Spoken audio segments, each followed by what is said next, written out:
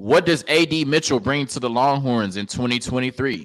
You are Locked On Longhorns, your daily podcast on the Texas Longhorns. Part of the Locked On Podcast Network, your team every day.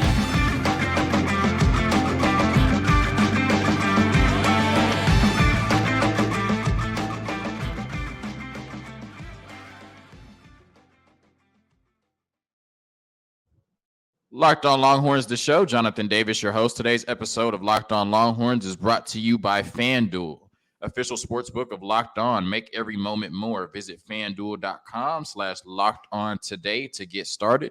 John Garcia Jr., your favorite recruiting analyst, joining us today on Locked On Longhorns. And John, we have to talk about the transfer landing AD Mitchell in the transfer portal for the Longhorns. Look, Texas has yet to make the playoffs, but they got some great playoff experience in AD Mitchell, a two-time national champion, has scored a touchdown in each college football playoff game he has played in, 4 games, 4 touchdowns.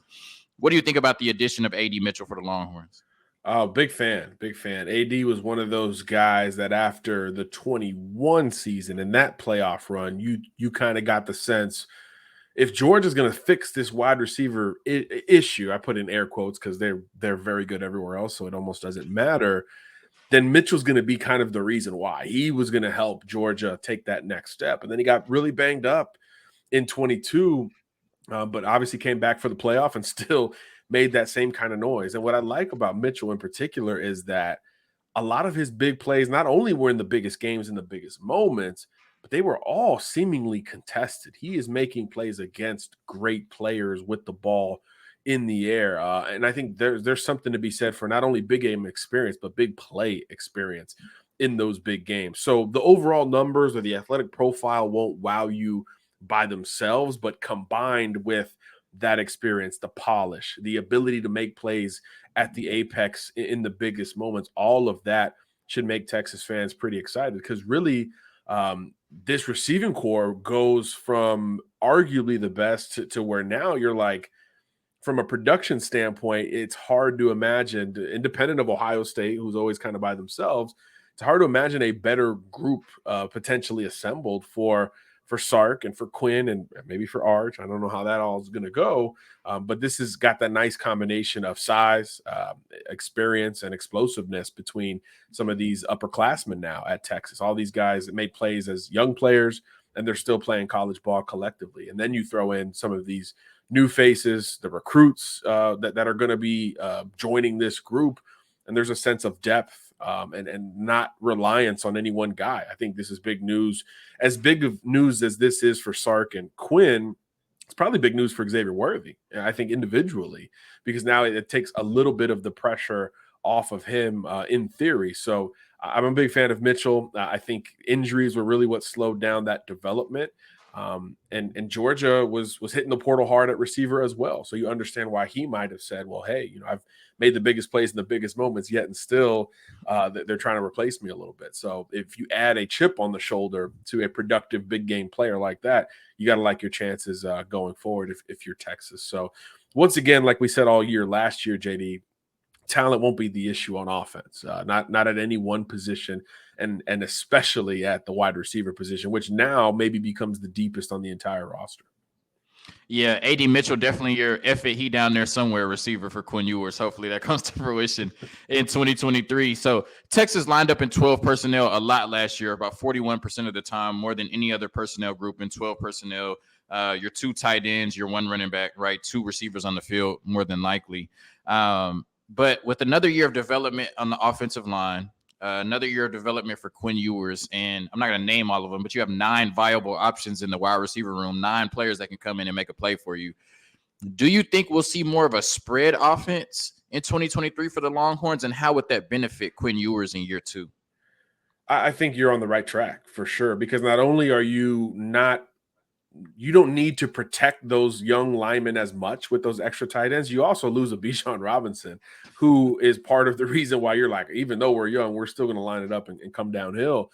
So I think all of those factors will not only help those receivers see the field a little bit more, but it absolutely helps Quinn Ewers. I think you're more balanced. You're more dependent on Quinn Ewers to be great. Now, this running back room has a lot of talent, and maybe said Baxter is all we think he is, and he comes in and he is a Bijan clone day one. But it's not very likely that all of that lines up as much as we realize. So I do think it makes you more dependent on a Quinn Ewers, on your QB1, and your play caller simultaneously. So I do think you see more of a conventional wide open look. Doesn't mean you're going to be a pass first offense all the time, but at least formation wise, you can play a little bit more wide open, because now some of those sub defenders, some of those linebackers aren't able to line up in the box over the guards, over the tackles. They've got to widen out their stance just a little bit more. So it creates more running lanes, a little bit more space to operate underneath if you do have more receivers work in the middle. So I think this helps basically all involved for Texas. And then if the running game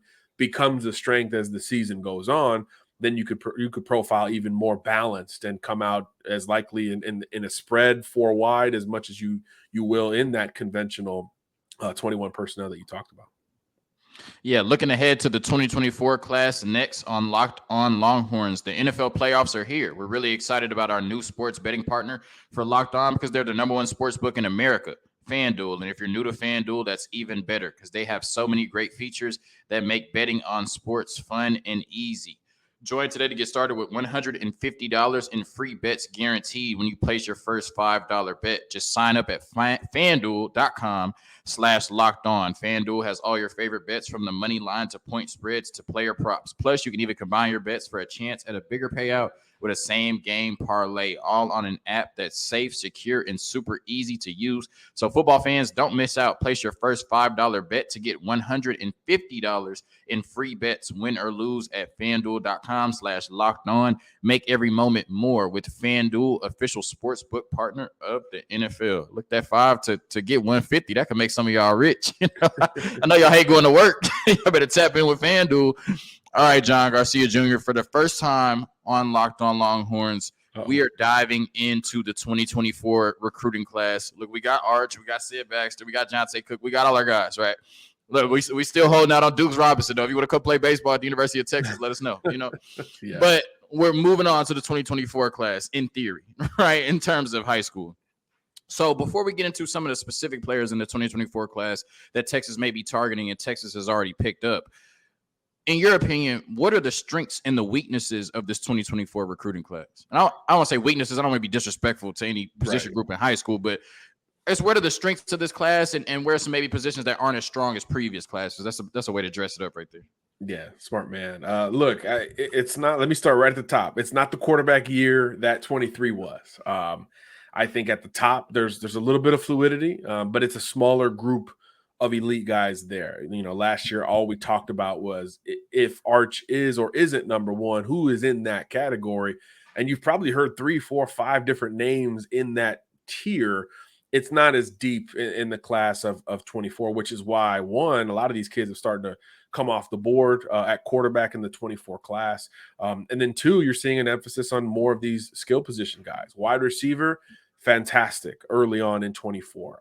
But conversely, the edge prospects, the big guys up front, it looks a little bit like a step down from what we saw last year, where there was so much talent both on the interior and along the edge. I will say, though, of course, JD, it's January, so some of these positions will feel better as time goes on, because more prospects will have that room to emerge, right? The camp circuit is cranking up. I was just at a 7-on-7 this past weekend.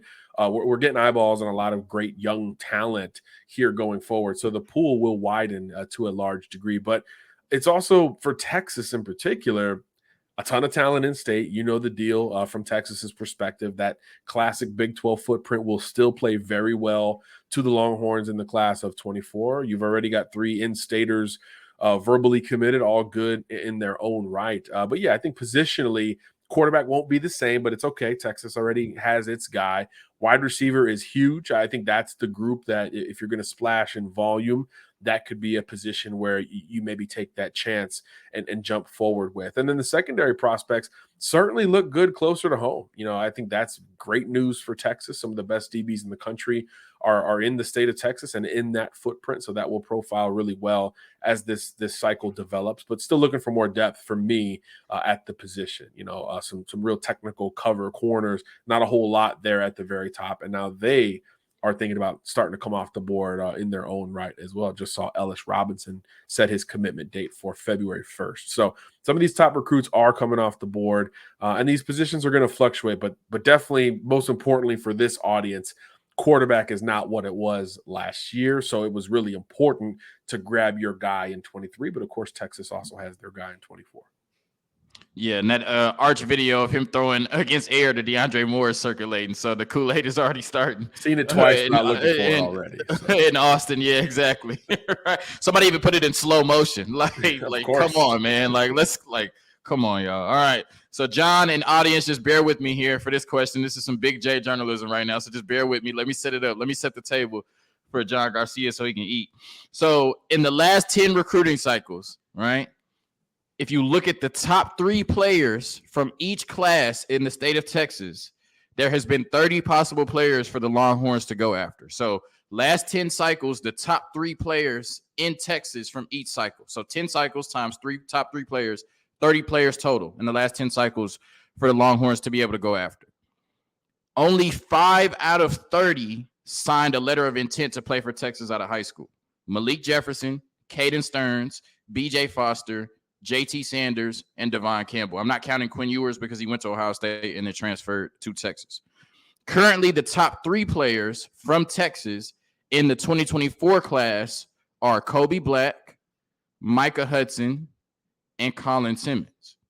So with Texas's track record the last 10 years of not being able to pull in top 3 talent in the state, once again, 5 out of 30 possible players, how important is it for Texas to land one of these players in the next recruiting cycle? Once again, the top 3 players in Texas: Kobe Black, corner; Micah Hudson, wide receiver; Colin Simmons, edge rusher. I mean, it's always important at the top. I think, first of all, I'm curious about that 23 cycle. Who was it? Arnold, Hicks, those guys. I mean, Anthony Hill and I think it was Arnold Hicks and Peyton Bowen, I think.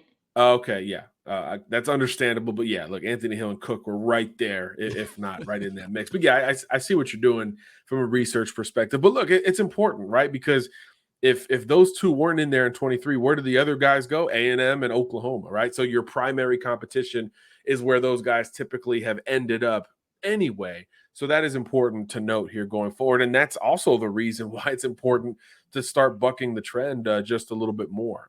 And with those 3 guys, you got a shot, right? 2 of the 3 were just at Texas this past weekend.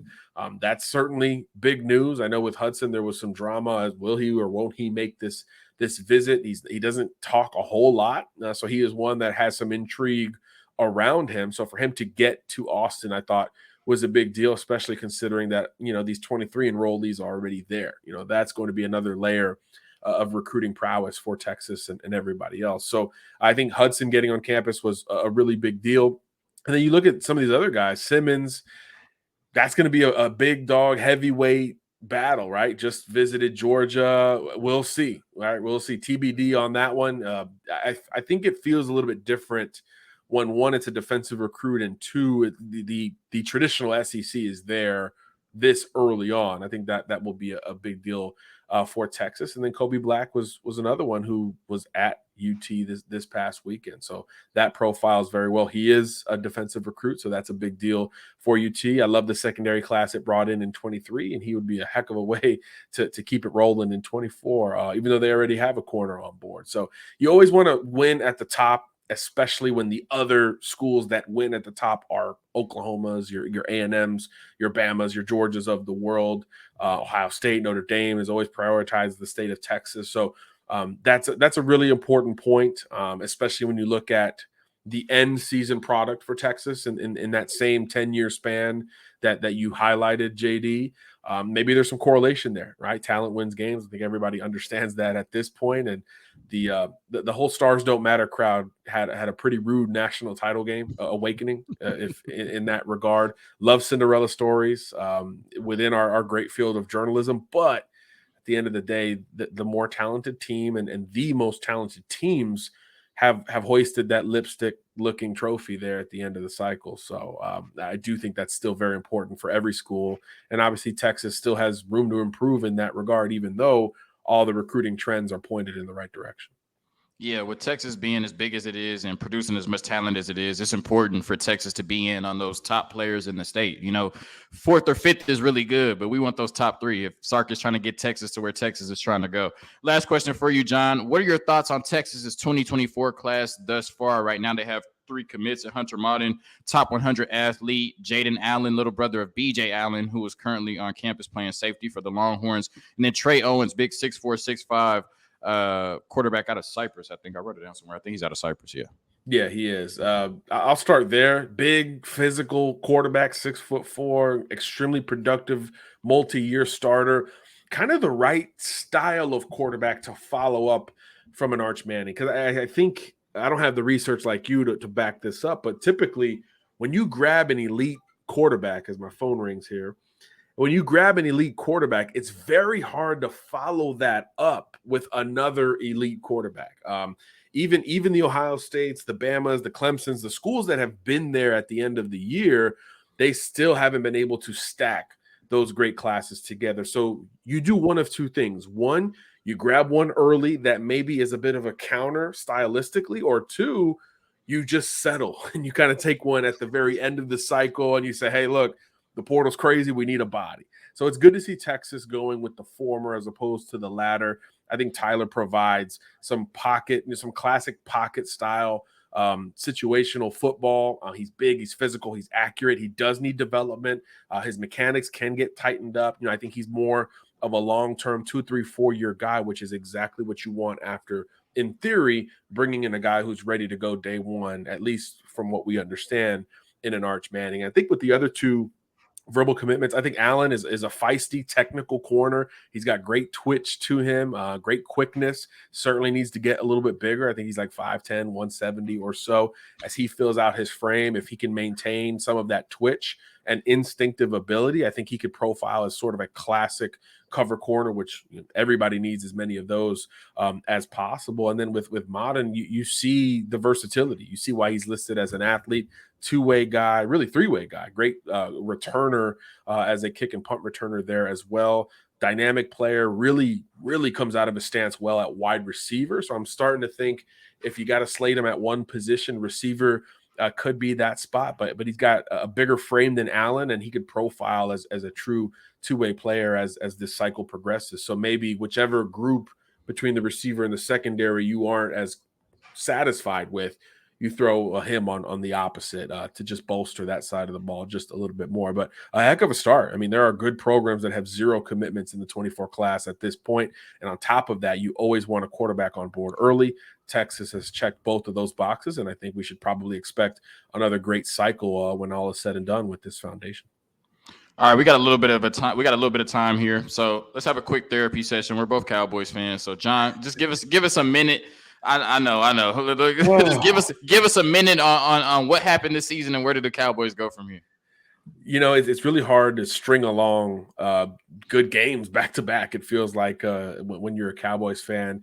Shout out to the defense. I think that should be the core identity of the group going forward, but clearly offensively, from a combination of a lack of creativity off the field to a lack of productivity on it, you need more explosiveness. You need more big play guys. You need more guys who you can rely on, because once Pollard went down, everything felt different about the offense and its ceiling simultaneously. But that defense is, I think, here to stay. It's going to keep Dallas relevant and in the double-digit win conversation going forward. But at what point do you make that drastic change, whether it's play caller, QB1, whatever it is? At what point do you gamble to truly take a shot at overhauling this roster? Because 4's got question marks around them. 21's got question marks around them. The O-line has shifted from an old group to a young group. What happens with 7-7? 86 is on the block. There's a lot of transition ahead, I think, in Big D, and I'm kind of here for it at this point, to be honest with you. Nothing but truth there. Thank y'all for tuning into another episode of Locked On Longhorns, your daily number one source for all things Texas athletics, part of the Locked On Podcast Network, your team every day. And for a minute and a half today, this was Locked On Cowboys. Hook 'em. Peace.